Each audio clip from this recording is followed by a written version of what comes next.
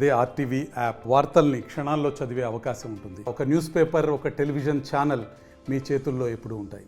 2024 దెందులూరు నియోజకవర్గ ఎన్నికలకు సంబంధించి ప్రముఖ న్యాయవాది ఈడుపుగంటి శ్రీనివాస్ కూడా బరిలో ఉండబోతున్నారు. ఆయన టీడీపీ నుంచి కూడా టికెట్ ఆశిస్తున్న పరిస్థితి. ప్రస్తుతం మనం ఈడుపుగంటి శ్రీనివాస్ అవుతున్నాం, ఆయనతో మాట్లాడే ప్రయత్నం. సార్ చెప్పండి, ఎందుకని మీరు ఈ న్యాయవాద వృత్తిలోంచి రాజకీయాల్లోకి రావాలి? ఎందుకని? న్యాయవాద వృత్తిలో నుండి రాజకీయాల్లోకి రావటం అంటే రెండు ప్యారలల్ ప్రొఫెషన్సేనండి. కంప్లీట్ వదిలేయాల్సిన అవసరం ఏమీ లేదు. ఇదేమీ బార్ కాదు దానికి. రాజకీయ వృత్తి అంటే ఇప్పుడున్న పరిస్థితుల్లో రాజకీయంగా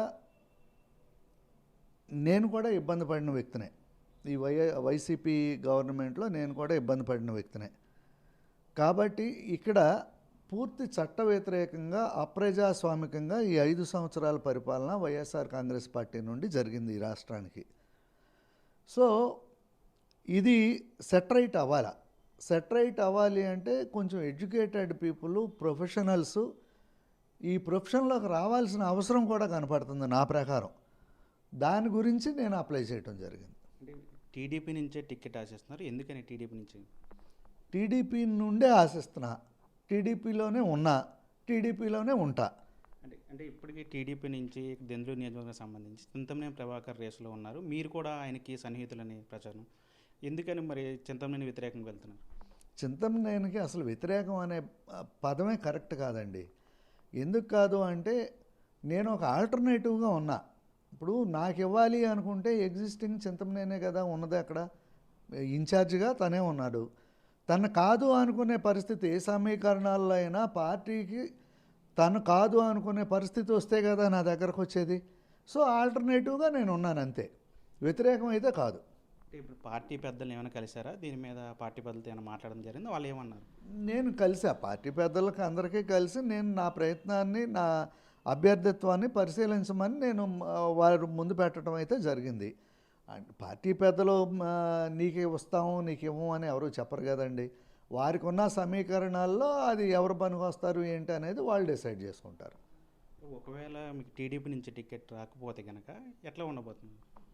వచ్చినా రాకపోయినా నేను పార్టీలోనే ఉంటా, ఎవరికి ఇచ్చినా వాళ్ళ కోసమే పనిచేస్తా. రెండు ఆల్టర్నేటివ్ లేదు. 100 మంది ప్రయత్నం చేయొచ్చండి, ఇది డెమోక్రటిక్ సొసైటీ. 100 మంది అడగచ్చు, 100లో ఒక్కళ్ళకే వస్తుంది. ఉన్న 99 మంది ఉన్న వ్యక్తికి పని చేసుకోవాలా, పార్టీని గెలిపించుకోవాలా.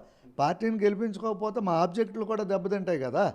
అంటే ఇప్పుడు రాజకీయాల్లోకి ప్రజాసేవ చేయడానికి వస్తున్నారు, లేదంటే చింతమనేనికి వ్యతిరేకంగా వెళ్ళడానికి రాజకీయాల్లోకి వచ్చారా? చింతమనేనికి వ్యతిరేకంగా వెళ్ళటం, చింతమనేనికి వ్యతిరేకం అనే అసలు ఆ పదమే అసంబద్ధం నా ప్రకారం. ఎందుకంటే చింతమనేనికి ఇచ్చినా, నాకు ఇచ్చినా, ఇంకో ఎక్స్కి ఇచ్చినా అదే పార్టీ నుండి ఇస్తారు. అందరం అదే పార్టీలో ఉంటాం, అందరం పార్టీ ఆదేశానుసారం పనిచేయవలసిందే, ఎవరైనా సేవ చేయవలసిందే.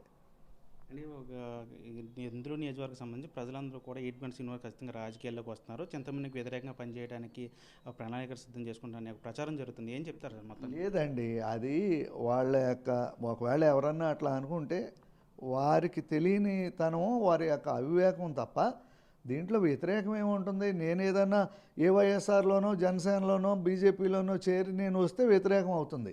ఇద్దరం ఒకటే పార్టీలో ఉన్నప్పుడు అసలు వ్యతిరేకంగా పనిచేయటాలు ఎట్లా కుదురుతాయి? కుదరవు కదా. అది పాపం తెలియక అనుకోవటం ప్రజలంతే అనుకుంటే. Okay, thank you. ఇది మొత్తంగా ఈడుపుగంటి శ్రీనివాస్ చెప్తున్నారు. తాను రాజకీయాల్లో ఈ 5 ఏళ్ళలో కూడా తాను కూడా ఇబ్బంది పడ్డ వాళ్ళు ఒకరిని, నేను కూడా ఒకరిని. ఖచ్చితంగా ఇలాంటి న్యాయవాద వృత్తుల్లోంచి కూడా ఏదైతే రాజకీయాల్లోకి రావాల్సిన అవసరం ఉంది. అందుకనే తాను రాజకీయాల్లోకి రావడానికి ప్రయత్నిస్తాను. టీడీపీ నుంచి అయితే టికెట్ ఆశించిన విషయం అయితే బహిరంగ రహస్యమే. కానీ ఇప్పటి వరకు అయితే అధిష్టానం నుంచి ఎలాంటి క్లారిటీ రాలేదు. దానికి వచ్చిన దాని ప్రకారం కూడా తన రాజకీయ భవిష్యత్తు ఉంటుందని చెప్పి ఈడుపుగంటి శ్రీనివాస్ చెప్తున్న పరిస్థితి. విజయన్ స్టండితో మనీ ఆర్టీవీ ఏలూరు నుంచి.